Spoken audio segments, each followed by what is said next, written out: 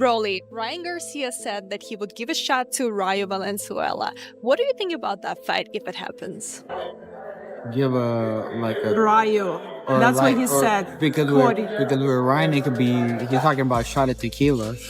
Ryan Garcia and Rolly Romero are gearing up for their showdown, but the battle has already begun outside the ring. With their fight scheduled for May 2nd in Times Square, tensions have reached an all-time high. Rolly, known for his unfiltered trash talk, isn't holding back, and Ryan has had enough. From heated exchanges to bold threats, both fighters are going all in with their words, setting the stage for one of the year's most electrifying clashes. You got the best left in the world. The best left in the world. Ryan Garcia, fresh off a controversial fight with Devin Haney, is on a mission to prove himself.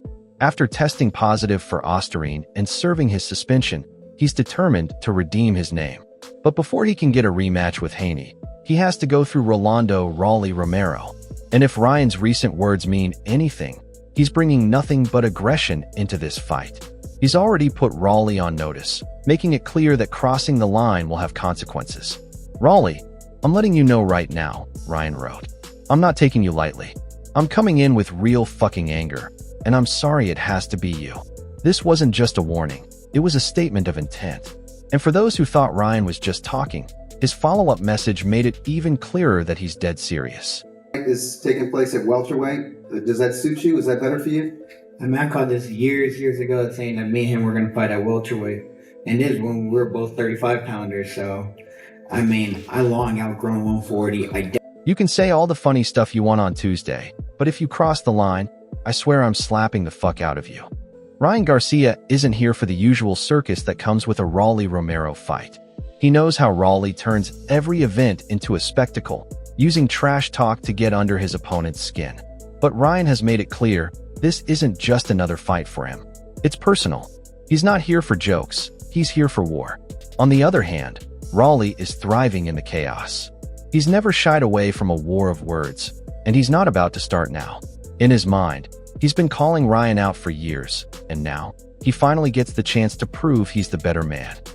Is it gonna happen? Do you want it to happen? I shall see. You shall see? I shall see. Yeah? What do you make of him skipping the Haney fight? For a fight with you?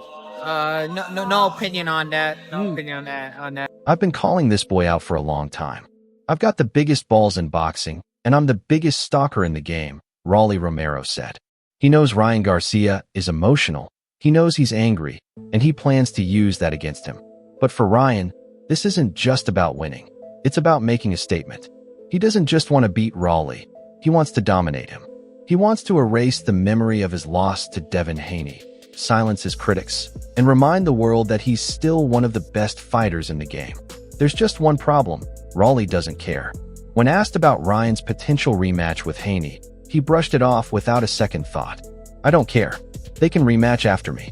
I'll beat the shit out of Ryan, and then they can fight again," he said. For Rolly, this fight is all about him. He's not concerned with Ryan's redemption story, Haney, or anything else. He wants to prove he's more than just a loudmouth. He's a real threat.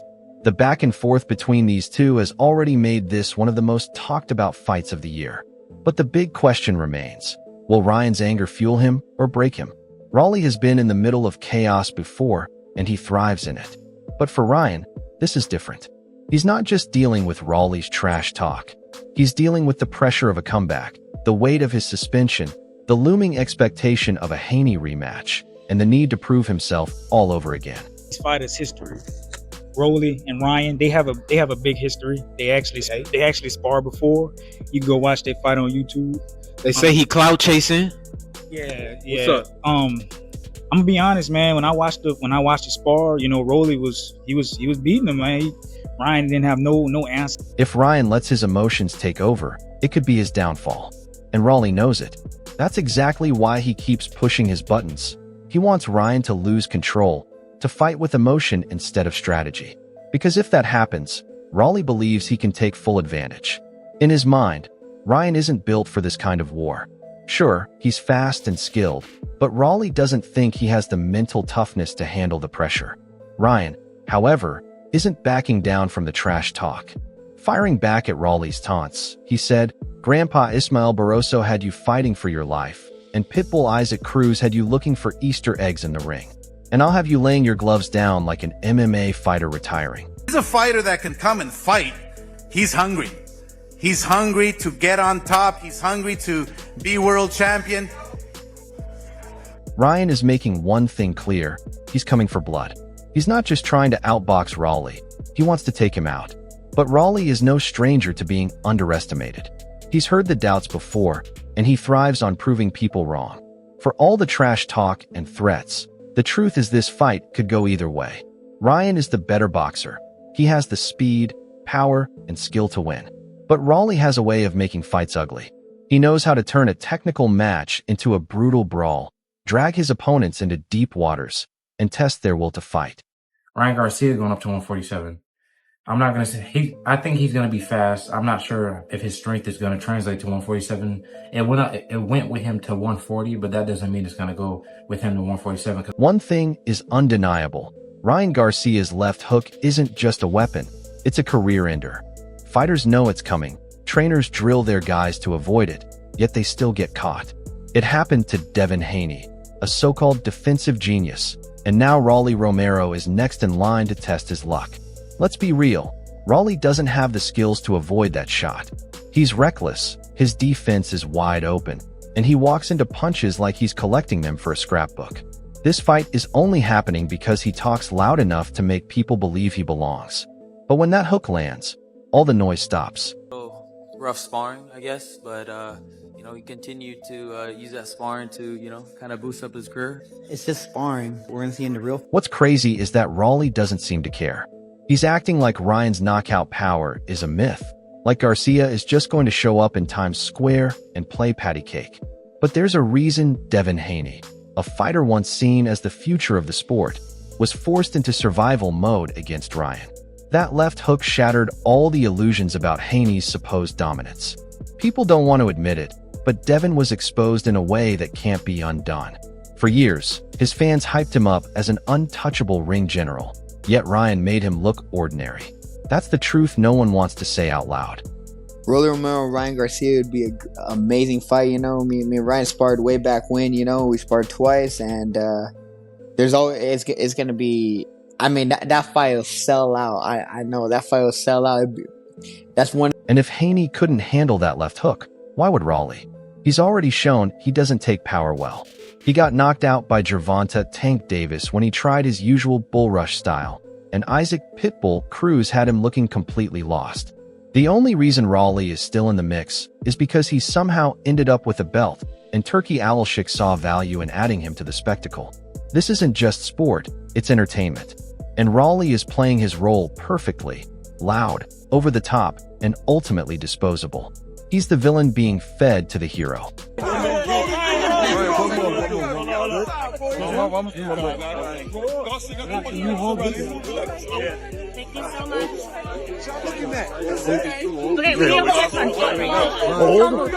Don't move. Let's be honest, Rolly isn't coming into this fight with some elite strategy.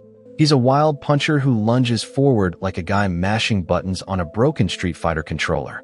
That might work against certain opponents, but against Ryan Garcia, it's a disaster waiting to happen. If Rolly rushes in, that left hook is sending him to another dimension. If he tries to box, well, that's not happening, because Rolly doesn't actually know how to box. He's a brawler, and that's why this fight is set up for a brutal finish. Now, the real controversy isn't whether Rolly will survive. He won't. The real question is what happens next. If Garcia knocks him out in 2 or 3 rounds, does Devin Haney really deserve a rematch? Me cierro, como lo he dicho, yo aquí estoy para pelearle ahora en 140 y demostrarle que estamos igual de fuertes o más fuertes que en 135 y también callarle la boca. I'm not about to dodge Ryan Garcia. I'm ready to fight on 140 if he wants. Haney barely made it out of the first fight, and Garcia proved he was the better fighter. But boxing politics don't run on logic, they run on money. And if Turki Alalshik wants that rematch, it's going to happen. The problem? If Haney and Garcia fight again, it'll be another one-sided beating. Haney isn't suddenly going to develop knockout power overnight, and he's not going to wake up one day able to withstand that left hook. would you say is another good trash talker in boxing? Right now, man, really, I mean, just that retarded ass fool Rolly, to be honest. Rolly right now probably runs his mouth the most, but he can't back it up. There's a difference between me and him. I talk a lot of trash, but I've been backing up everything I've been saying so far. But probably Rolly. What do you think of his fight with Ryan that's been announced? They're fighting in May in Times Square, New York City. I think that's a better fight for Ryan, publicity-wise. What we'll see is a repeat of the first fight. Haney getting rocked, holding on for dear life, and making excuses afterward. The real question is, where does Ryan go after dismantling Rolly? A fight with Teofimo Lopez makes way more sense than running it back with Haney. Teo has power, skills, and confidence. He wouldn't just survive, he'd fight back. That's the kind of matchup boxing needs. Been a lot of back and forth between you and Ryan Garcia. What are your thoughts and what message would you send him right now, brother? I have no thoughts about him. I don't give a about him. He's not a boxer, so who gives a about him? Of course, thank you. But instead, we're probably getting another Garcia-Haney fight. Not because it's competitive, but because it's easy to sell. As for Rolly, you better hope he can still talk after this fight, because his mouth is the only thing keeping him relevant. Once that left hook lands, his career is getting reset, and there's no rematch waiting for him. Ryan Garcia has made big promises before. He said he was focused, claimed he was done with distractions, and vowed to take boxing seriously. But this time, he insists it's real. No more drugs, no more alcohol, no more wild social media antics. Just boxing. The problem? Nobody fully believes him yet. Ryan Garcia?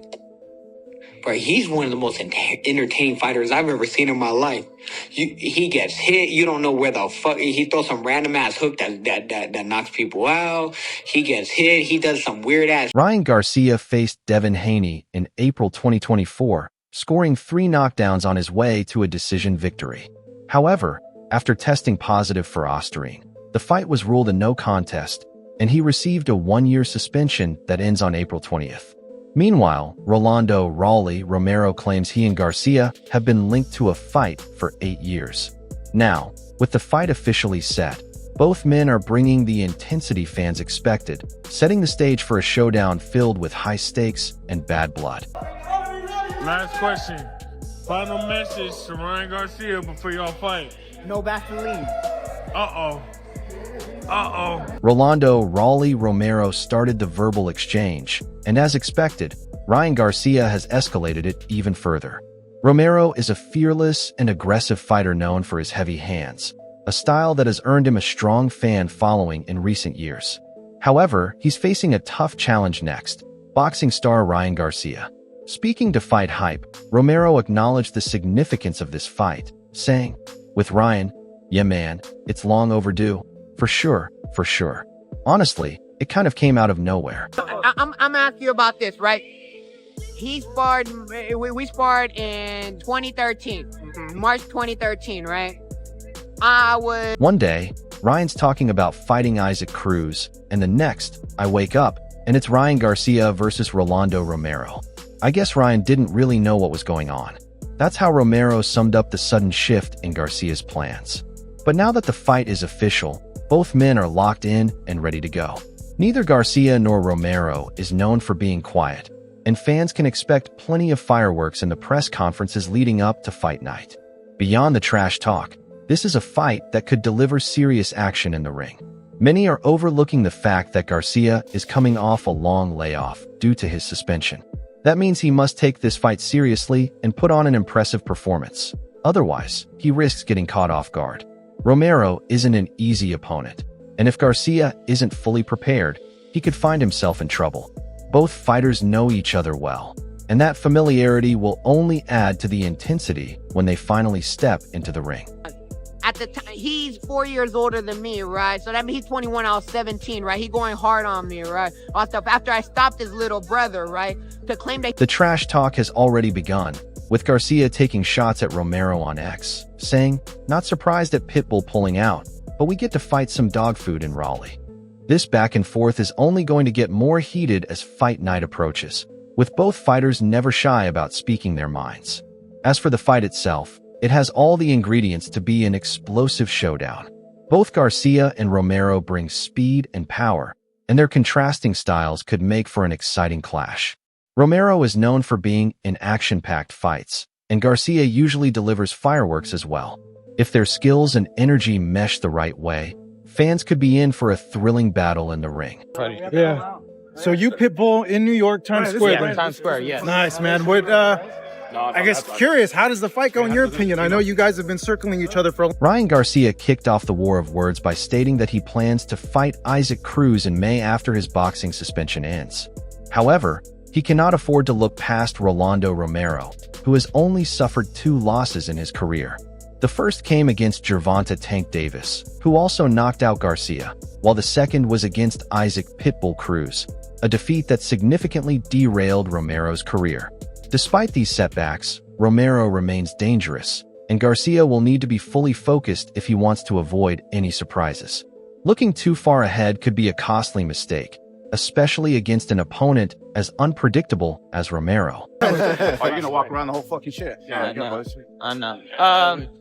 But yeah, I mean, this is a fight that I feel like the fans wanted for a long time until he lost. So Garcia understands that he's in for a tough fight, as Rolando Romero is also known for his knockout power. However, unlike Isaac Pitbull Cruz, who has drawn comparisons to Mike Tyson for his durability, Romero's chin isn't as solid. This could work in Garcia's favor, especially since he possesses a devastating left hook that has ended fights in spectacular fashion. If Romero comes in overly aggressive, trying to secure a knockout, he'll give Garcia an even bigger target to exploit. A high-action fight like this will also help Garcia shake off any ring rust from his time away, making him sharper for a potential rematch with Devin Haney down the line. a lot of things ahead, but fight-wise, I either want to fight the 154-pound champion, Sebastian Fundora, or I want to fight Isaac Cruz. Yes, in May, we're going to fight there. It'll be another big event, and I'm ready for it. Romero is still a great fighter. He may have taken a loss, but the fans love him, and he's a big guy. London was packed with people, all meeting with Turkey, and the energy was unreal.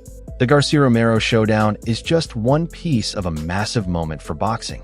A triple header in Times Square, talks of a new boxing league involving UFC boss Dana White and the parent company of UFC and WWE, and the highly anticipated third fight between Katie Taylor and Amanda Serrano headlining on Netflix this summer.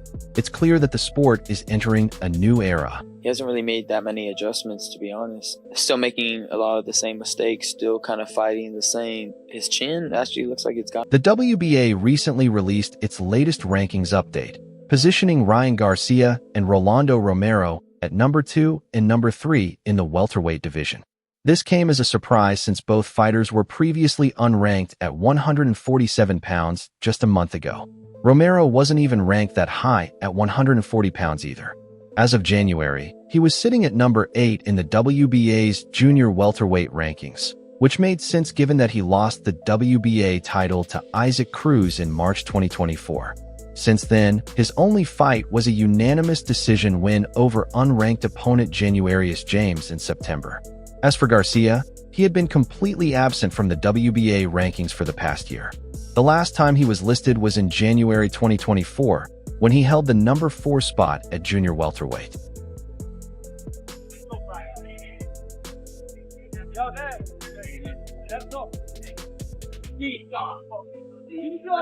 Once Ryan Garcia signed on to challenge Devin Haney for the WBC belt, the WBA removed him from its rankings. His continued absence was likely due to his suspension after testing positive for a performance-enhancing drug following his overturned win over Haney in April 2024. Now, with Garcia and Rolando Romero suddenly back in the WBA's rankings, and ranked so highly, it's hardly a shock. In boxing, especially with major sanctioning bodies like the WBA, these kinds of moves are common. The WBA has a long history of questionable ranking decisions, and this is just another example. If the winner of Garcia versus Romero ends up facing the winner of the co-main event between Haney and Jose Ramirez, or even the undercard bout between Teofimo Lopez and Arnold Barbosa, the WBA stands to profit significantly. By adding just one unnecessary belt into the equation, the organization could bring in over $1 million in sanctioning fees alone. That's how we know we got it. It's your fucking lie. Right, let's go, lie. That doesn't even factor in the other fees and expenses the WBA forces fighters, promoters, and managers to pay. The sport doesn't need these extra belts, and this fight doesn't need a meaningless title to grab attention. But the WBA thrives on these tactics, using its belts to generate revenue rather than to clarify who the best fighters are. Gervonta Davis, who fought to a draw with Lamont Roach last weekend, has shared the ring with both Garcia and Romero. Naturally, he has weighed in on who hits harder.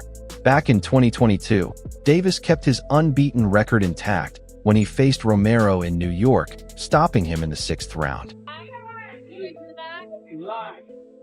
Now look to the right. Look to the right. Hey, Ryan. All right, good job. Rolly. Thank you. The following year, and just 2 fights later, Davis secured another major victory against Garcia in one of the biggest boxing events of the year, stopping him with a brutal body shot. Now, Garcia and Romero are set to collide on a massive card in New York's Times Square. A win for Garcia could set up a highly anticipated rematch with Devin Haney, who is also scheduled to fight on the same event. Garcia enters the bout as the clear favorite, but when asked who the harder puncher was between Garcia and Romero, Davis didn't hesitate in his response. "I ain't going to lie, Rolly hits hard. People have been sleeping on Rolly," Davis said in an interview with Fight Hype. Compare Cruz to a puncher like me. Romero here in the 1st round.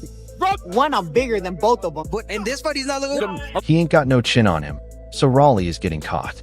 But Rolly can hit, bro. Like, he can hit. He's the only person that I felt like when he swung. It felt like bricks were in his gloves, Davis said. Looking ahead, should both Garcia and Haney emerge victorious in their respective fights this May, a highly anticipated rematch could be on the horizon. Their first encounter in April 2024 was filled with controversy. Initially set as a defense of Haney's WBC super lightweight title, the fight took a dramatic turn when Garcia missed weight by 3 pounds, making him ineligible to win the belt. Despite this, an agreement was reached to proceed with the fight, and Garcia delivered an impressive performance, knocking Haney down 3 times en route to a decision victory. However, the win was later overturned to a no contest after Garcia tested positive for a banned substance twice during fight week. You're fighting me, right? Yeah. And I'm right here. See how you drop? So it goes like this? For now, Garcia is saying all the right things. He's talking about respect, professionalism, and proving himself. But in boxing, words mean nothing. It's all about what happens in the ring. Until Ryan Garcia steps through those ropes and delivers, the doubts will never go away. May 2nd isn't just another fight for him. It's his last chance to prove he's more than just a social media star with wasted potential. If he fails this time, no amount of words will save him. How do you see this fight going? Share your thoughts below, and don't forget to subscribe for more updates.